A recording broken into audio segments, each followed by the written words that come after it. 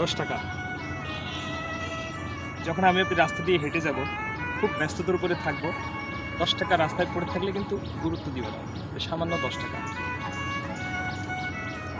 একইভাবে যখন দেখবো যে 100 টাকা, 100 টাকার নোট অথবা 1000 টাকার নোট, তখন কিন্তু আমি আপনি যতই ব্যস্ত থাকি 100 টাকার জন্য ওখানে একটু সময় দিব, বা 1000 টাকার জন্য ওখানে দাঁড়াবো, দাঁড়িয়ে টাকাটা হাতে নিব। কেন নিব? 10 টাকার মূল্য আর 100 টাকার মূল্য এক নয়। তদ্রূপ 1000 টাকার মূল্য 10 টাকার মূল্য কিন্তু এক নয়। 10 টাকা পড়ে থাকলে আমি আপনি ব্যস্ত হলে ওখানে আর না তাকিয়ে চলে যাব সোজা। আর যখন 100 টাকা থাকবে, 1000 টাকা থাকবে, ঠিকই দাঁড়িয়ে টাকাটা উঠায় পকেটে নিব।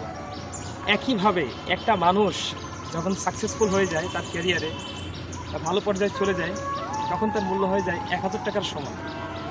তাকে যে কেউ দেখে তার কাছে আসে, 1000 টাকার যেমন কদর করে সুন্দর করে মুছে পকেটে রাখবে, ঠিক তেমনি ওই ব্যক্তিটাকে মানুষ কদর করবে, ভালোবাসবে, সম্মান করবে, সেই সাথে তার সব কথা শুনবে।